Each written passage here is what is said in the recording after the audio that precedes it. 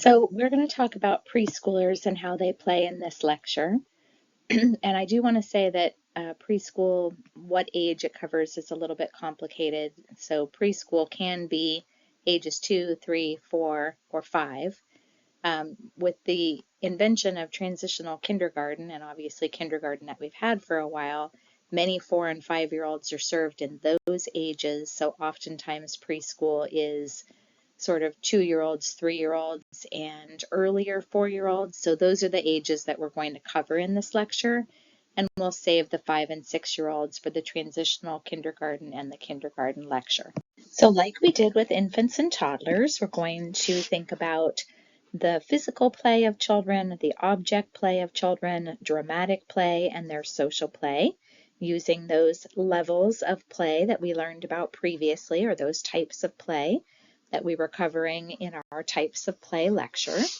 So when we're thinking about preschool age children, and again, it's that 2 to 5, sometimes I'll have the 2-year-olds on the slide, sometimes I won't, sometimes I'll have the 5-year-olds on the slide, sometimes I won't, because we already have the infant toddler version and we have the transitional kindergarten and kindergarten lecture coming up next. We're kind of overlapping a little bit, so you might see some age variation on the slides. But let's start with physical play and talk about 2-year-olds, 3-year-olds, and 4-year-olds. So with regard to 2-year-olds, we expect to see them holding small objects with one hand. They should be able to hold small objects in each hand at the same time. And an important piece is that crossing at midline, which we talked about before. So being able to hand objects back and forth from hand to hand should be solidly in place by now.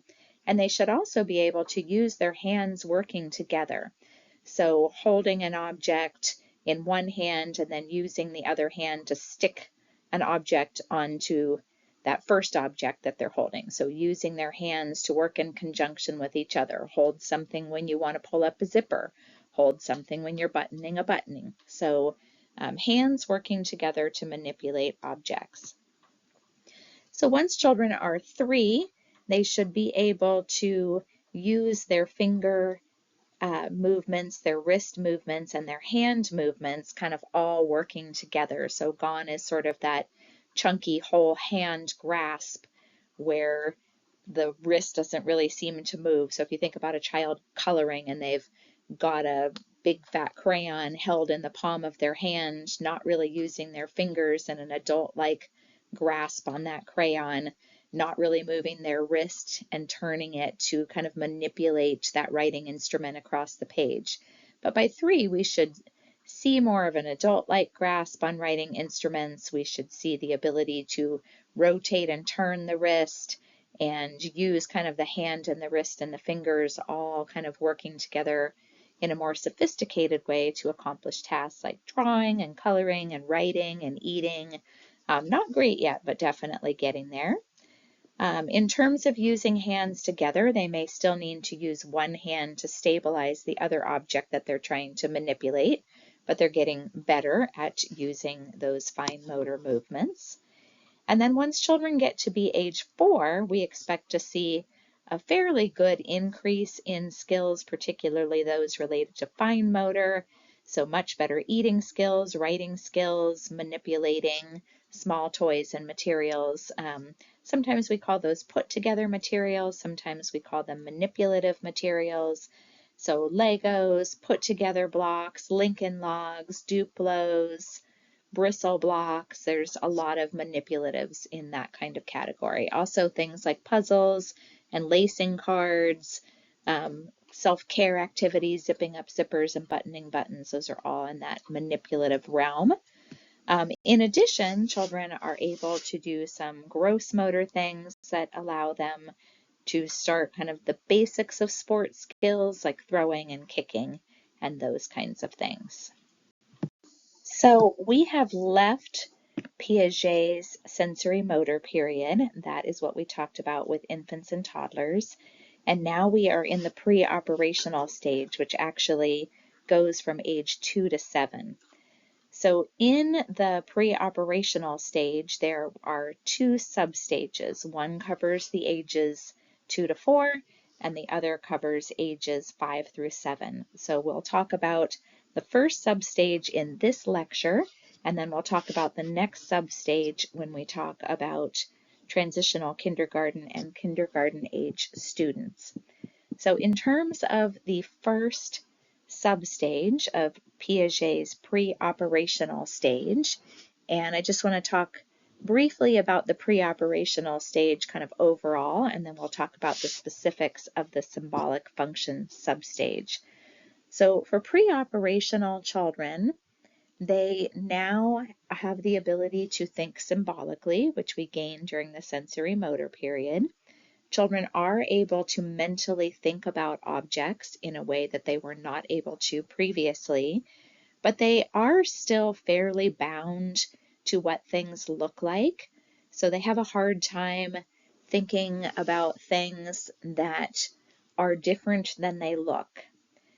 So we're going to be talking more about this, but it's this idea that even though I can mentally represent something, I really do need real objects to be able to work from. So I'm not thinking abstractly. I can't think about objects that I've never seen.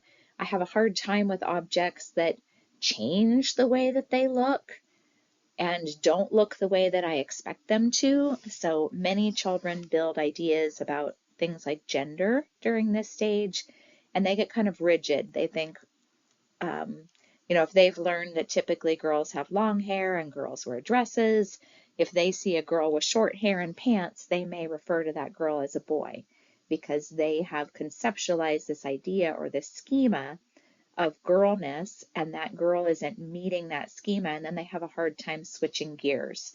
So again, able to think mentally about problems and objects, but do much better when objects stay stable, they don't change.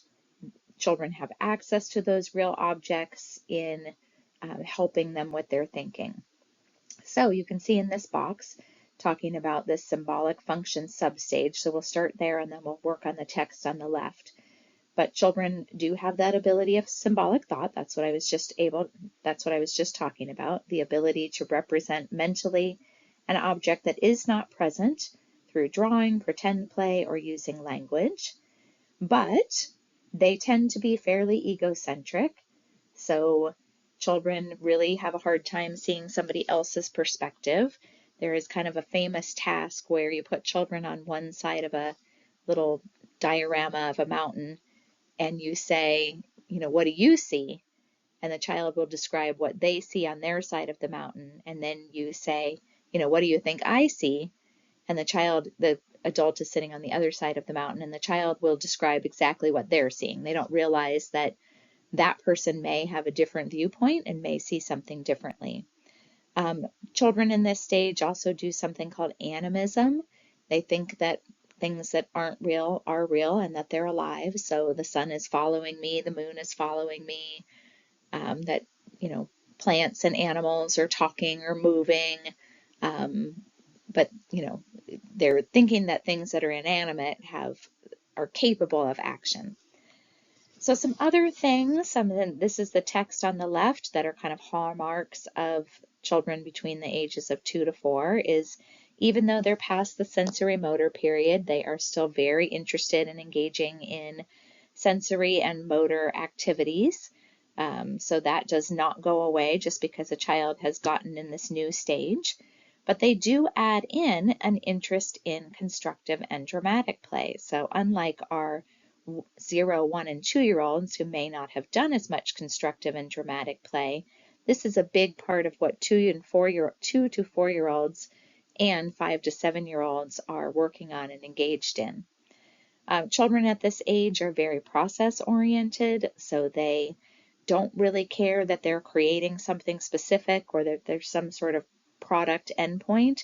They really just like doing the thing that they're doing. So I remember a little girl once when I was teaching preschool, and she literally just painted through her paper.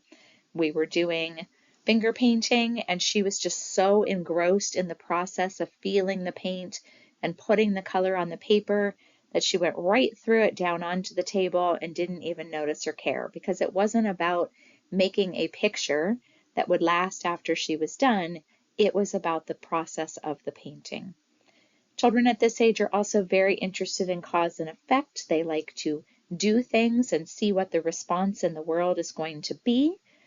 So they may sometimes do things that we don't want them to do because they want to see the effect, but they also are heavily engaged in testing out the world around them. And it's a great time to start really doing science and investigations in earnest, because children are very interested in finding out the answers to things in the world around them and testing things out.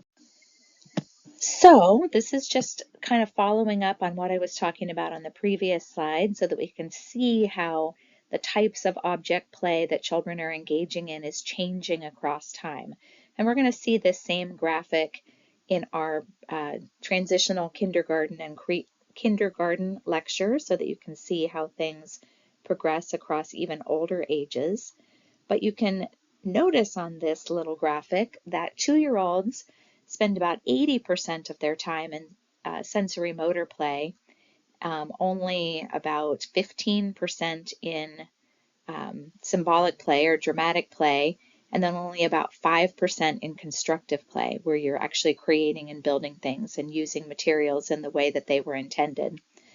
3-year-olds have cut their sensory motor play down to about 65%. You can see that symbolic play or dramatic play has increased quite a bit, as has constructive play. And then for 4-year-olds, sensory motor play has gone down a fair amount, maybe 25–30%. Symbolic play or dramatic play is the king in this era, or the queen. This is where children spend the majority of their time at age 4, and then also about 20% constructive play. If you notice also, children at this age are not engaging in games with rules. Piaget, if you remember from the video, didn't think that children were really capable of engaging in games with rules until they were about 6 or 7. So we're not going to see that come until a little bit later, during that transitional kindergarten, more like kindergarten first grade kind of period. Next up is the dramatic play of preschool age children. So first, let's talk just a little bit about what roles are typical for preschool age children to take on. So generally, preschoolers choose to be one of 3 things. They choose to pretend like people in their families. So they might pretend to be a sister or a mother or an aunt or a grandma or a baby or a family pet. You can see that in the children at the bottom right to the screen playing housekeeping. Sometimes children pretend to be particular characters. So they might pretend to be Elsa in Frozen, or Kristoff, or one of the Avengers. That would be the picture to the right. So they have seen something in a book or a movie or a TV show or at an amusement park, and they are pretending to be that particular character, and they want the costume that goes with the character that they're interested in playing. And then finally, we have something called functional roles. So functional roles are a little bit confusing. They sometimes get confused with character roles. But a functional role is when a child is pretending to be someone who has a particular function or does a particular job. So the child at the top left of the pictures is pretending, looks like maybe some sort of architect or somebody who works outside, has tools that they're digging with, has a hat to protect themselves from the sun during their job. So it's more about the job and less about the character itself. So to give you an example, if we think about something like Bob the Builder. So Bob the Builder is a character. So if a child was pretending specifically to be Bob the Builder, they would be doing a character role. If they were pretending to be a construction worker, they would be doing a functional role. They are doing the functional thing that Bob the Builder does, build things, and they are pretending to take on that particular function. Those are the three primary things that we see preschool age children do. So 2-year-olds, they very much like to have realistic themes and realistic props, so they are more likely to do the family role or to do a job that they have seen, like be a postal worker because they've seen the postal worker come deliver mail to their house. They often play by themselves in dramatic play. They're not as likely to be playing with other children and kind of that social, more cooperative, associative kind of dramatic play. But once children get to ages 3 and 4, and the amount of time that they spend in social play starts to dramatically increase, then we see they have a greater interest in more fantastical kinds of themes like superheroes that aren't real and pretending to be princesses and castles and kings and those kinds of things. They're much better able to use an imaginary prop, so they don't have to have props that look like the real thing anymore. They can have a prop that is adjacent to the thing or not there at all. So when I worked in preschool classrooms, we would have sometimes we'd pull out a prop box for like an ice cream shop, and we had cups that we'd gotten from a local ice cream shop, but we didn't have anything to put in them. Children pretended to scoop ice cream into these cups, and the cups were empty, but they pretended that there was ice cream in them. Whereas for our slightly younger children, we made pom-poms out of yarn in various kinds of colors so that children could use those as a prop for ice cream. So it didn't look exactly like ice cream, but was something that they could pretend to scoop in their cups, versus even more of not using anything in particular at all. And again, by the time children get from 3 to 4, gone is that solitary dramatic play and much more likely to be social in nature, playing alongside, playing together, creating roles and themes together, having complementary roles that are important for both children to maintain so that the play can continue. On to social play. So the social play of preschoolers changes across the 2, 3, and 4-year-old time period. So we have at age 2, we have children are basically looking at other children playing by themselves, playing alongside, and doing very simple back and forth. That's the second bullet, which is called associative play. So children are starting to enjoy games and routines at this age that involve back and forth. So tossing a ball to a friend, rolling a ball to a friend, kicking a ball back and forth to a friend, making food in the kitchen area and having the friend eat the food. But very minimal at this point, really more parallel and very simple kinds of social associations. Also at this age, children do kind of have a hard time sharing and cooperating. They're new to the idea of turn taking, allowing others to have a turn when they're finished using something. So they need a lot of support in this area. And that's also why it's hard for them to do a lot of very serious cooperative play, because they don't kind of have those basic skills down yet. Then we also have our 3-year-olds. So they're moving into parallel associative and cooperative play. So much more likely to play with children, to engage in simple themes together, to build things together. Not super complex yet, but definitely moving away from that kind of solitary, parallel, more minimal associative play to some robust cooperative play. And then our 4-year-olds, they really like to hang out with other children. That's what they do. They play together. And so they play alongside each other. They do simple play together, and they do cooperative play where the play depends on everyone kind of doing their thing and engaging in the roles that they were assigned, and talking with each other, interacting with each other to make the play happen appropriately. At this age, they should interact fairly easily with their peers, and they are much more cooperative and able to take turns than they were at previous ages. In terms of what kinds of materials you should be offering to preschool age children, there is some great information that you have access to that I would encourage you to look at.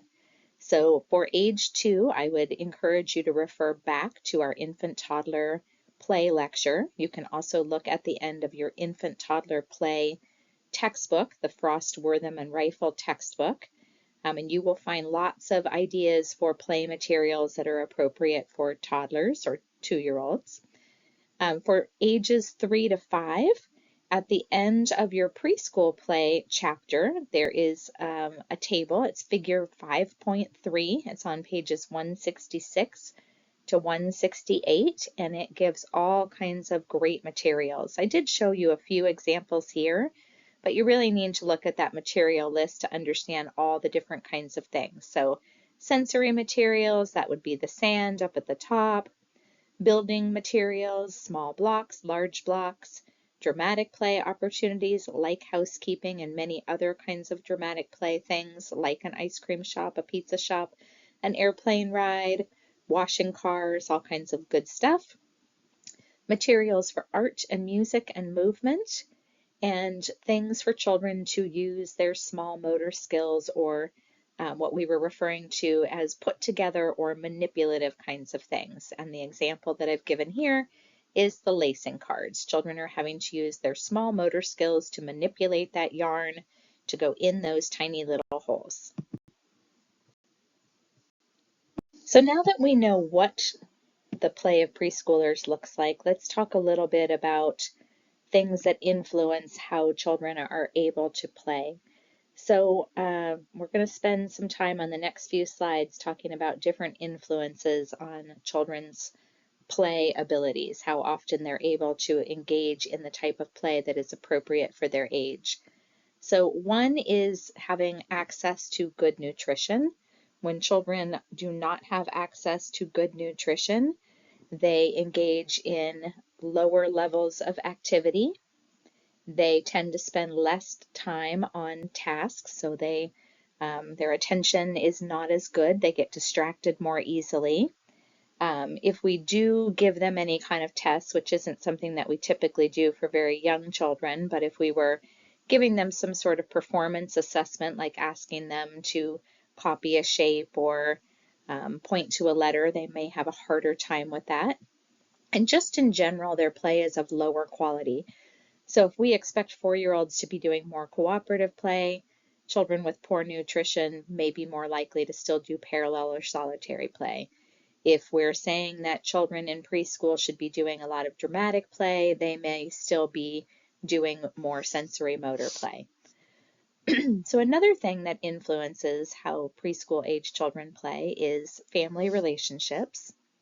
So when children have access to secure attachments, so good, healthy, nurturing relationships with their family members, they are more likely to engage in sociodramatic play, so doing dramatic play with peers, and they're also more likely to do complex fantasy play, so they're better able to take on the roles and attitudes and behaviors of the person they're pretending to be. They are also more likely to be able to substitute objects for other objects or to use imaginary objects, so we would expect to see them engaging in those higher levels of dramatic play, both independently and with others. Peers also have an influence on how preschool age children play. So we know that when children are playing with children that they have already met and have relationships with, so when they're playing with children that are familiar to them, they are more likely to engage in fantasy and social play. So they're more likely to play cooperatively with others, and they're more likely to engage in dramatic play. When children are playing with children of the same sex or gender, their play is less gender stereotyped and more exploratory. So when girls are playing with girls, they're actually more likely to engage in gender atypical play. So to engage in play that we might think is typically that of boys.